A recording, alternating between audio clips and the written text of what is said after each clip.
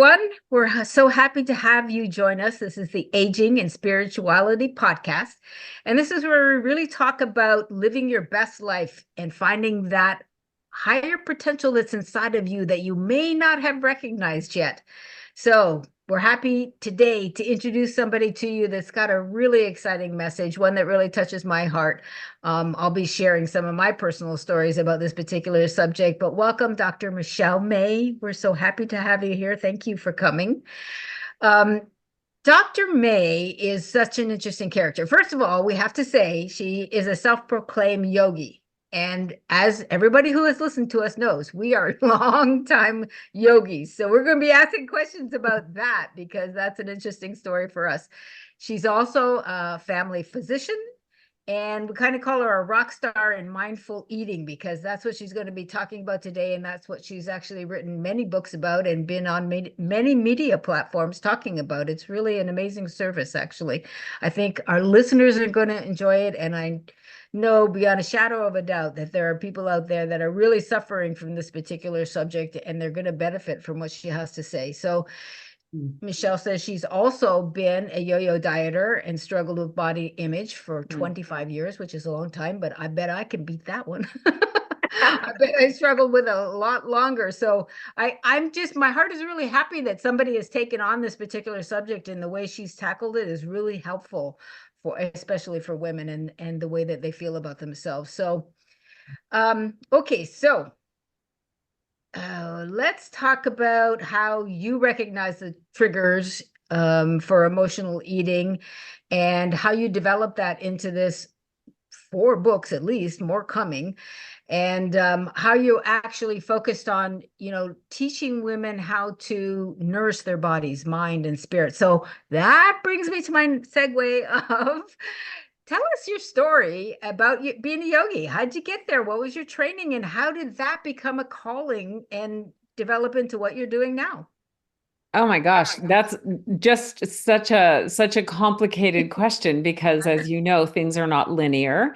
Yes. I started dieting in middle school, and I dieted all the way through medical school and into my medical practice. Oh. And then I began to hear similar stories from a lot of my patients. And I began to think, wait a minute. So it's not just me who's struggling with these issues. It seems to be pretty prevalent. And clearly, what we're doing isn't working. If I could get through medical school, you'd think I'd be able to stick to Weight Watchers, right? But that wasn't what was happening. Yeah. So I stopped dieting. I decided that it was actually creating disordered eating for me. It was making me feel deprived and restricted and was actually increasing cravings, not decreasing cravings. And I really struggled a lot with loss of control eating and feeling bad about myself. And so, for many people who struggle with food and body image, it was kind of this secret little side of my life that didn't really connect with who the world saw me as. Yes. So yeah, I mean, I imagine that you and others can relate to that. Yes, I can. Fortunately for me, right around the same time that I started working on developing a program to help people without that restrictive dieting approach, I also began practicing yoga. And I was doing them in parallel for quite a long time before suddenly on my mat, I thought, oh, wait, these are the same thing. They are the same thing in a different application. And so passionate about both and all of it. So Wow. So that just became a calling for you. You're like, wow, I might, I mean, it was just so natural, right? Here you are being a doctor, you personally experienced it. And then this is the beauty of yoga, all of a sudden what's born out of it is an idea that is really going to help other people. And that's the amazing part about it that I love. Because I definitely struggled with yo-yo dieting from the age of 12. yes. My mother telling me I was fat and putting me on my first diet. And I can remember it like it was an eclipse, like, okay, that was part of my life. And now my life's this. And for so many, many years, that's how I felt about myself and saw myself until I kind of got to a place where you're talking about. I remember writing about, oh, diets don't work, and trying to tell myself that, but it didn't change the view I had in my head of who I Mhm. was. I already had that picture, right? So it was like, I'm not worthy. I'm not this. I'm not that. I can't change this. I don't have control over this. Like that's how I felt about myself. And what's horrible is that reflects out into who you express yourself in the world. And Mm, it would stop me and be an obstacle in a lot of ways in my life because I couldn't fix it. Like I got to be smart enough, bright enough, strong enough to fix this. So yeah. what is wrong with me? Yeah. But it Yeah. was more than For that. me, I wasn't, it didn't affect me so much on the outside, except that I felt I was faking it. I really had this sort of inner secret, this inner shame, this inner belief that I was somehow unworthy or flawed. And, I spent a lot of time trying to hide that from the world. And that takes a lot out of you, and it prevents you from being authentic and connecting with people in a deeper way. And I think needing to move that particular obstacle out was really important. And for other people, it may not be food, it may be something else. But when we start to see what's getting in our way, that's when we really can begin to make those changes. Isn't Absolutely. it body image in general? Isn't that kind of the underlying cause? I mean, I was sharing with Kathy right before the cast that I was always thin and I was put ahead in school, so I was very skinny, and people teased me for being skinny, which is the same problem. Yeah, I mean, yeah.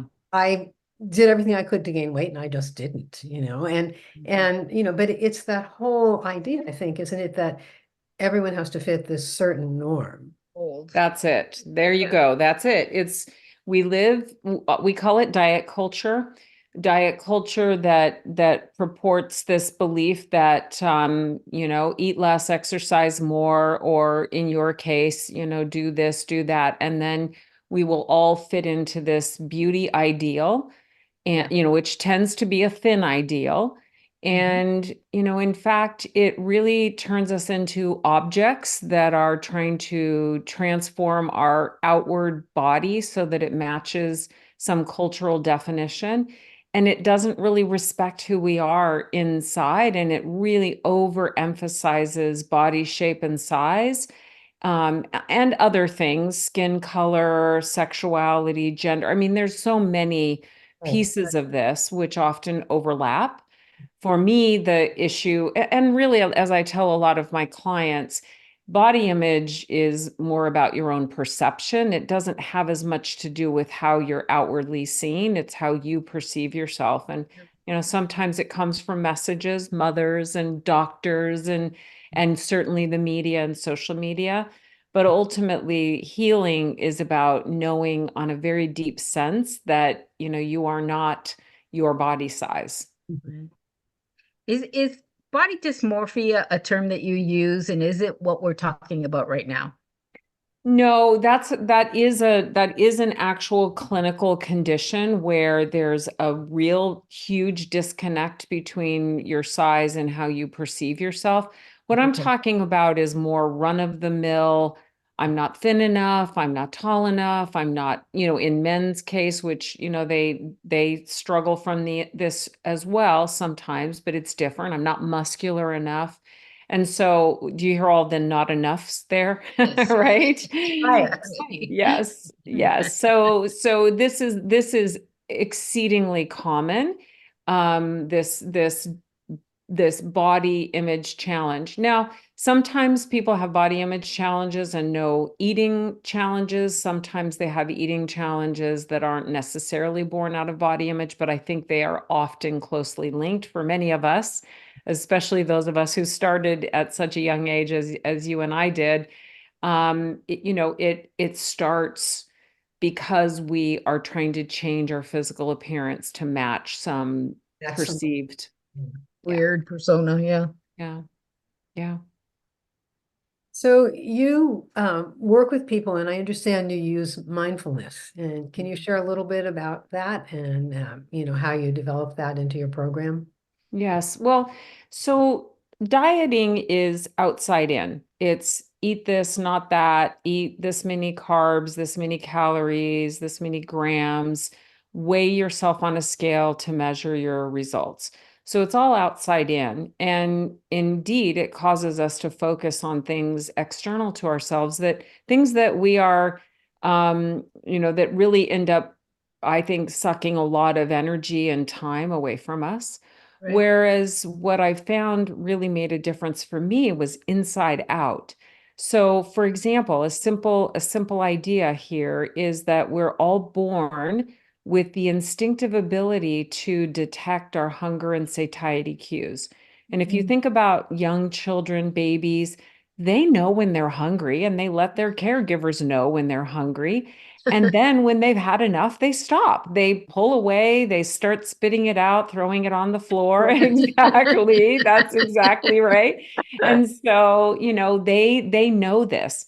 We unlearn these skills oftentimes in our culture. Sometimes it's innocent enough. A parent who is concerned about not wasting food or making sure the child is well fed may force them to clean their plate or eat all their dinner to earn dessert. Yeah. Sometimes it happens in the course of dieting. We aren't allowed to eat when we're hungry, or we're not allowed to eat so much, or we feel guilty when we do, and that can disconnect us from our body wisdom. And then, of course, in Western culture, we're so busy, we've got a lot going on, we're distracted, and we lose touch with that connection, that connection that we have to our own intuitive knowing. And so a lot of the work that I do and the program that people use to help heal their relationship with food is about reconnecting them with their Wisdom. wisdom about how to take care of themselves. Wow. That would be an amazing thing to do with mindfulness. Mindfulness, when I think about it, and Chris and I have talked about mindfulness in a zillion different ways, but it's just that ability to be present. So if you can get in that stillness, you can understand what's going on inside of you. You can reconnect with the messages that are coming from in here instead of all that nonsense that you've heard over the years. And then when you can discern between those two, you can let go of the crap and just, connect with who you are and live in that more authentic stream of ideas and what works for you.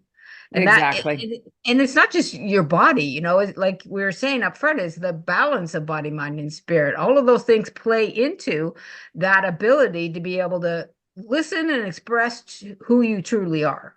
Yes, yes, That's beautifully true. said. Yeah. So, yeah, so let's talk about it from a really practical standpoint. So, Yeah. the name of my company is Am I Hungry? Hungry. Yes. I And the love that. reason I called it that is because that is often the first point of awareness is people notice that they want to eat. Mm. So if they pause and check in and ask themselves, am I actually physically hungry? It takes them down a path of checking in. What is happening in this present moment? What is happening in my body? Do I have physical sensations that I've learned are cues of my body needing fuel? If I am hungry, how hungry am I? Yeah. If I am hungry, what am I hungry for? How am I going to make that decision about what to eat? And how much food do I need? See, all inside out, not Yeah. outside Yeah. in. Yeah. If I am not hungry, then why do I want to eat? Was there some environmental cue or habit cue? Was Yeah. there some emotional trigger? Is there something else physically going on, like thirst or fatigue? And so by doing a body, mind, heart scan, we can tune into our own internal experience and look for these physical sensations, notice our thoughts, notice our emotions, and then get clearer about why I'm wanting to eat in the first place. Okay. So you just said a body, mind, motion scan. You're not talking about a medical scan. You're talking about being internal and then Internal. scanning what's going on, right? Within yourself. Exactly. A body, mind, heart scan. So literally just doing a body scan, noticing from head to toe what's happening in my physical sensations right now. Right. What thoughts am I having? Like, oh, I shouldn't eat that, or oh, I better eat it now in case somebody else gets to it, or in case somebody else comes home. Noticing my Yes. emotions, my feelings, my heart. What am I Yes. experiencing? Am I stressed? Am I bored? Am I celebrating? Mm. Any other emotional cues that might be affecting my desire to eat or causing me to choose certain foods or certain amounts. I gotcha. So, Chris, I'm jumping all over these questions because this is one's personal to me, but do you have one you want to jump Yeah, in with? yeah. You have said that mindful eating means you never have to diet again. And so for our listeners who are struggling with yo-yo dieting, what are some of the signs of someone eating for the wrong reasons, and how does the mindful eating, what is the process that helps them? Yeah, so many people have disordered eating or chronic yo-yo dieting or weight cycling, which can all be symptoms. The biggest challenge that we have right now is that these symptoms, these issues are so common in our culture that people see them as normal. They don't even recognize that these are a source of distress. I mean, for example, as we're recording this, we're approaching the New Year's resolution, phase. So we're going to start seeing all the advertising shift from buy this, eat that to Go to the start this gym. diet. Go- Mhm. Yeah. So we're Yeah. getting into the epitome of this whole yo-yo cycle. Well, that's so part of our culture that people don't even recognize that there is another way to do this that doesn't involve starting to restrict and deprive and spend a lot of money on gym memberships that you don't use or don't enjoy. And so that's the biggest piece, is to say, this doesn't feel good. I don't like what's happening. I call it the eat, repent, repeat cycle. That's going to be one of my questions. Yeah. And so, this is a big thing. Now, I look at this as really three stages of transformation. The first stage is learning to notice and trust our body wisdom. So, specifically, cues of hunger and satiety, recognizing when I want to eat for other reasons, not making new rules like if you're not hungry, you can't eat. That's just another form of dieting, right? Mhm. People who don't struggle with food sometimes eat when they're not hungry. Sure. They just don't feel guilty about it. They don't think, well, I've already blown it. I might as well eat the whole package and Yes. everything else in sight. They just feel full, and then they may not eat until they get hungry again. Right. So that's learning to trust your body wisdom. The second stage, and this is surprising for a lot of people, is fearless eating, which basically means that I stop making foods good and bad. I stop trying to resist and create this artificial dichotomy or struggle with food, and instead make conscious decisions about enjoyment, pleasure, nutrition, fuel, and so forth. And Wow. third stage is to learn to meet our needs better than food ever could when we're not hungry. Mhm. So that's a biggie, and for a lot of people, that's one of the areas that is most challenging. Yes. And to begin to identify emotions and other triggers, to begin to learn how to make the connection between what you're feeling and what you're actually needing, and then taking the steps toward meeting those needs even better than eating does. This is segueing right into the question that won't leave my brain, so I'm going to ask it now, and that is, as a life coach, all I can hear and see while you're talking is people being dropped into their traumas and the stuff that they feel like is out of control for them, or that, they don't, without the awareness of having healing and being on the other side. How do they get there? How do you nurture that? How do you make that okay for them to go through that? I think that's a great question. Some people need to do some deeper work before they're really ready to do this kind of work. So sometimes if people have untreated trauma, especially big T trauma or things that Yeah. have just piled up, they may need to see a therapist before they're ready to do coaching with you or me. But sometimes what really happens is we start this process. People come to me because they think they have an eating issue or a food issue or sometimes a weight issue. Although I don't do weight loss, that's not part of my Oh, wow. messaging. No, because I think it just takes us right back to the It, outside um, in thought it process, runs right? contrary to it. Does. It does. Right, right. So I do what I call a weight neutral or a weight inclusive approach, which means this is helpful for everybody who eats. And it's helpful no matter your body size. If you struggle with your eating, this can be really helpful for you. So people will come because they think they have an eating issue. And then over time, gradually, they begin to discover that eating is often their symptom, not their problem. And it opens the door to more mindful living. They're learning the skills, Wow. they're learning the tools Mm. as part of healing their relationship with food. And then they say to me, I just, you're not going to believe this, but all of a sudden I was in a conflict at work and I dropped into my little mindfulness practice and there I was. It's just, Yes, it's Right. just fun because people will Right. come because they're having pain and then discover that it's a solution. I don't even like the solution, but it helps them in many areas. that makes my heart really happy because that's how we feel about yoga, right, Chris? Like we Yeah. teach yoga and meditation and stuff because we know it like envelops a lot of things in life and it can help you through so many critical points. Like this particular issue is a critical point for a lot of women. Yeah, It it's hurts. interesting because, as I said, I was practicing yoga and developing this program at the same time. Um, I I developed a workshop that I personally taught. Then I wrote a book and a workbook, and then modified that. And then I started speaking around the country on this topic at health conferences. And people came up to me and said, "Can you teach me how to do this?" I And bet. so the next phase was to begin to teach other coaches, therapists, dietitians, etc., Great. physicians, nurses, etc., wellness professionals how to offer these programs. And then I evolved that initial program into a few varieties. We have one for diabetes. I teach one at Arizona State University for young adults. And the reason I brought it up is because I was so excited when I finally had the opportunity to create mindful eating and yoga. Mm. And I have two amazing yoga teachers who are much better at teaching yoga than I ever was.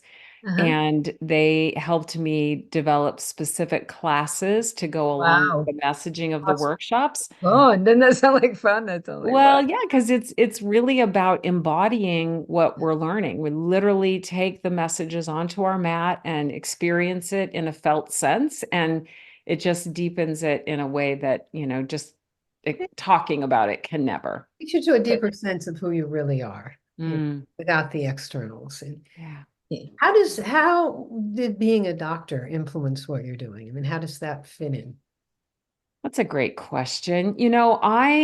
I was a psychology major in my undergrad years. I had decided I was going to go to medical school before I really knew what the other options were. It just seemed like something I should do. Mhm. And I actually really loved practicing medicine, especially family medicine, because it's such a people field and I got to deal with a lot of different things. But I think deep down, I really probably should have become a therapist instead. And so You are eventually, being a therapist. yeah, I eventually really realized that this was my path. And so I left my medical practice a number of years ago. I've been doing this work full time for quite a long time, but I Wow. don't regret my path because what it taught me was, first of all, that, there's a lot of mind body pieces to healing that we didn't learn in medical school. Yeah. And so I'm able to bring a perspective that my physician colleagues don't always have. No I question. would also say that part of what I'm doing now, and part of I see sort of a next phase as I'm 61 now, as I'm starting to think about what I want to do next. I also have a real passion for educating other health and wellness professionals about why a weight-centric approach is so damaging. And Yeah, so it's given me the credibility to be able to carry that message into that area. So, that's awesome. yeah. Mm. It's awesome how the universe backs you up when you're on the right track. I just Right love that. track is there. But it really, like, I'm also an entrepreneur, so it's got my wheels going, and I'm thinking, okay, you got these four books. What was the impetus to say, okay, I need an extra book for athletes? So, for example, I have an athletic body. I think that it works completely differently than a lot of other people's body, and especially when it comes to diet and nutrition. And that's from working with an endocrinologist and really trying to understand what I can eat, what works for me and all of those things. So I'm thinking to myself, okay, how is the mindfulness process different for an athlete, different for yoga, different for, like the way you've broken it down in the books? Why did you do it that way? Well, we'll back up a little bit and I'll speak I know it's a big entrepreneur to question. entrepreneur for a moment Yeah. here. Early in the development of this process, I needed a way to describe what I did that was easy to learn and Right. transferable, that other people could, teach it to others. So when I was writing my first book, I developed we called it a blueprint called the mindful eating cycle, which consists of 6 decision points. And what I'm doing is bringing consciousness to the decisions that people usually make habitually when Mhm. they're eating and don't think When about. they're So we're trying to help. unconscious. Yeah. Exactly. And so that mindful eating cycle turned out to be the template for everything I teach. So Wow. the first program was based on the mindful eating cycle, mainly targeted to people who were struggling with yo-yo dieting and disordered eating. I was giving a speech at a dietetics conference, and a dietitian came up to me and she said, my patients with diabetes are yo-yo dieters all grown up.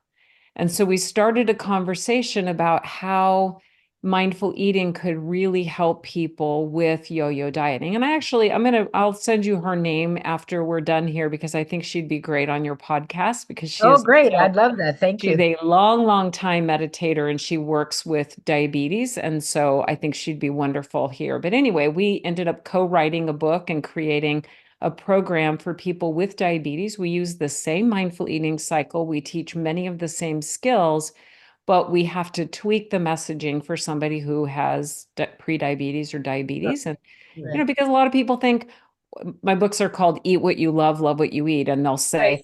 I can't eat what I, I love. I have diabetes. right. And my answer to them is, you have diabetes. You better find a way of managing this that you can sustain because this Yeah. is not going away. So, Yeah. that was really the idea, was that people have there's different applications depending on where you are in your life or health conditions or how you learn, that kind of thing.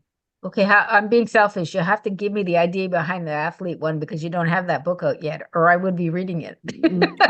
Yes, thank you for that encouragement. Sometimes we get stuck, and part of my stuckness in getting that done, it's about 95% finished and has Uh-huh. been for a while. Okay. But for a long time, I didn't think of myself as an athlete. Um, and then I Oh, realized that actually I am probably how most athletes are athletes. So, I struggled with it a little bit. I'm not an authority on sports nutrition, I for example. I So, know what you're I was saying. getting in my own way. But what Yeah. I realize is that a lot of athletes struggle with food. A lot of athletes struggle with body image and eating and get trapped into actually quite restrictive approaches to managing their Yes. eating for their sport.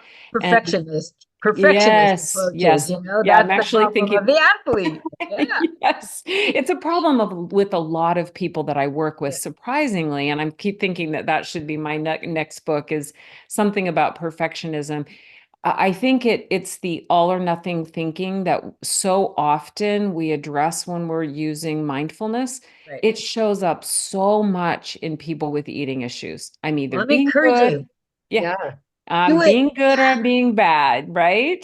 Yeah. Yes, I'm encouraging you really because I see it so much. I play tennis and I'm 67, but I play, at least 3 times a week. And I see women in the field that are adopting the same male-driven, performance-oriented, beat yourself up, to prove to Mm. themselves that they are athletes. And I've always known because I'm a little body, but I look like Mary Lou Retton when I was a little kid, just like all muscle. And my Yeah. dad was a coach. So I learned physicality through him. That's all we did. We didn't have TVs, we were active every dang day. We played everything. So I don't think of myself as an athlete because I'm 4'11". It's like you're not really an athlete. Although what's the little one doing the gymnastics now? She's the best freaking athlete walking the planet, and she's smaller than us. But I think of myself as athletic. And that's true. My body is very athletic. I compare myself to a friend of mine who's the same height, but she's been 100 pounds soaking wet her whole life. She Yeah. doesn't have the muscles that I do, Right. It's a whole different, it's a whole different thing. But honestly, the mindset it messes with you because it really is that perfectionist kind of attitude. Yeah. And, the other interesting aspect of this is that for many people I work with, and this was certainly true for myself, they use exercise as punishment for eating or as a way to Yeah, pay that's true. penance or to earn the right to eat. And that mindset is very damaging. Physical activity is wonderful for us, especially as we age. It's really, I think, a magic pill for us. But if you're using it in a punitive way, then you're missing much of the benefit and you won't sustain it. So part of the messaging here is that, find something you love to do. I'm sorry, no offense to you, tennis player, but, I've picked up pickleball and absolutely love it. I compete. Just absolutely love it. Yoga, as we talked about, and I'm fortunate I live in Phoenix. So I have hiking mountains right behind me. And so I'm very lucky. Now, I've added weight training as I've aged and want to maintain some muscle mass. That's a bit of a necessity, but it's ultimately about finding things you love to do. I often counsel my clients that if you're trying to add physical activity, the key here is to do the least amount of exercise you can, joyfully and consistently. Start with the least amount, not the most amount, because that's what our culture tells us. You got to do, 60 minutes, 5 days a week, or whatever the message is. And it's too much and people won't sustain it or even start it. So start with the least amount and then do it joyfully and consistently and see where it takes you. That's what I always say. I tell my son all the time, it isn't fun. You're not going to keep doing it. You have to find the thing that's fun so you can incorporate it into your life. That's right. That's the way it is. So can you give us an example of, say, of someone who comes to you? How do they begin the process? And, maybe you can give us an example of someone who went through the process and how they were transformed. Yeah, actually, I'm glad you asked that because I just had a coaching client today that was sharing with me sort of a bit about her journey as we were reflecting on this last year. So I've been working with her for almost a year. And I think that's an important piece of this is not a quick fix. This isn't something that you're just going to, to have a conversation with me and then do it. Done.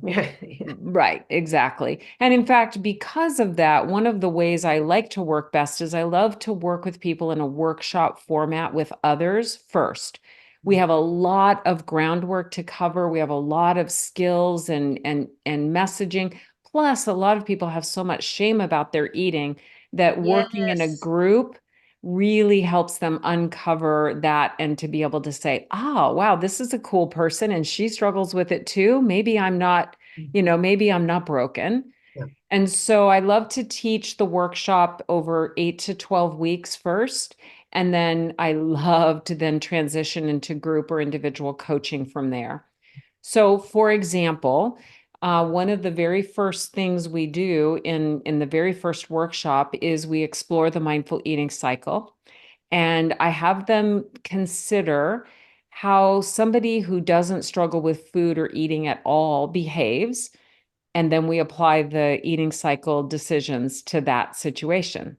And then we contrast that with how we are behaving when we are in an overeating cycle, when we're using food for reasons other than our body's needs. Right. And then we look at how we behave in a restrictive eating cycle. In other words, when I'm dieting and shaming myself, how does the eating cycle play out? And so that introduction is often transformational. People can actually see how these patterns develop one from the other because why you're doing anything will affect every other decision. And Yes. that begins to open the door to relearning how to trust our body wisdom as a next step. I love that. I sure hope you are recording these and creating an online workshop because so many more people there to hear your messaging, you know? Thank you. Thank- I actually am doing that. And I love that you asked that because again, as we're recording this, it's New Year's and I'm working right now on a master class called the Anti-Resolution Plan, How to Eat with Ease. Oh, wow. It'll be a free class. I'm gonna, spend 90 minutes talking about the stages of transformation and how this is different from what we've done. So I hope if anybody out there is interested in just getting a little peek inside of it, that you'll join me for that. I'm super Perfect. excited about it. That's perfect. That's a great idea for a lead magnet. Get the people in just so you can have this conversation. And it makes my heart really happy that you're doing community because people really do need to see each other in there and go, I'm okay. It's just, I'm not going to die from this and this is okay. And I can do this. It's really good for their hearts to connect and, know that they're not weird or abnormal. So Alone. I love the workshop format a lot. Yeah. So what about 2024? I think you've told us a few things about what you've got upcoming. Oh, the question of the day. We can't end without asking you this question. What is your opinion of this new craze of medicines like Ozempic and the what's happening now? We need your doctor's opinion on that.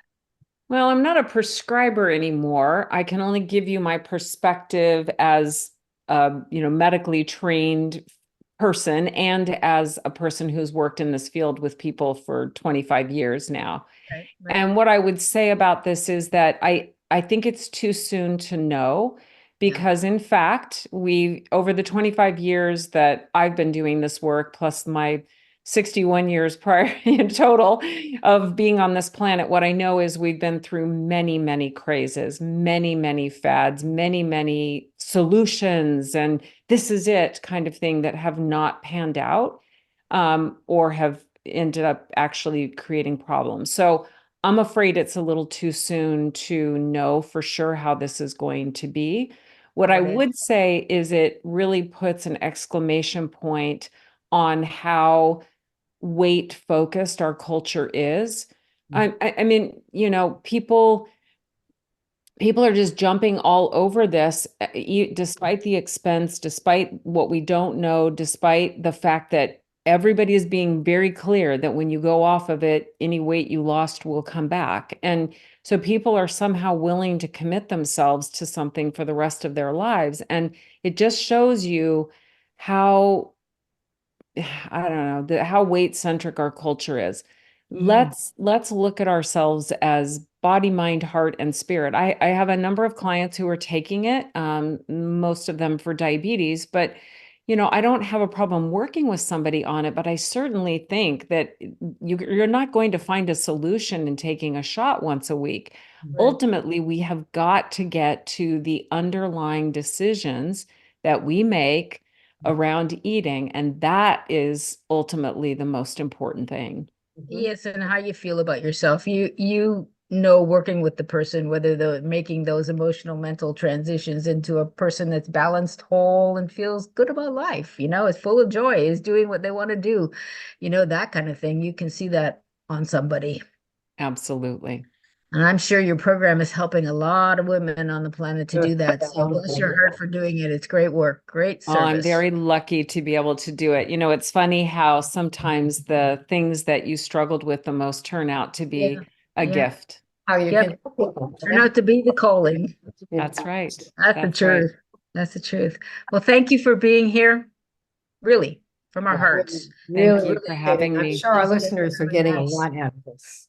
Yes, I can't hope so. wait to post this one, and I hope they come screaming to your programs online. Well, let me share. My website is amihungry.com. There's loads of free things you can get there, articles, blog posts, download the first chapter of Eat What You Love, Love What You Eat, so you can see the mindful eating cycle for yourself. And then if you're interested in attending our masterclass in early January, the URL is amihungry.com/anti-resolution plan, all one word. When does that start in January? I'm going to do it the first 2 weekends in January. It's 90 minutes. Right after the holidays. Perfect. Yeah. Yeah. When people are ready. All right. Well, listeners, I hope you enjoyed that. I'm all excited. I hope you get something out of that. I hope you follow up with Michelle in her program. If you have any questions, just let us know. Thank And you we'll again put for those coming. links in the show notes too. So Definitely. Merry Christmas, everyone. Merry Christmas. See you next week. Thank you. Bye. Bye.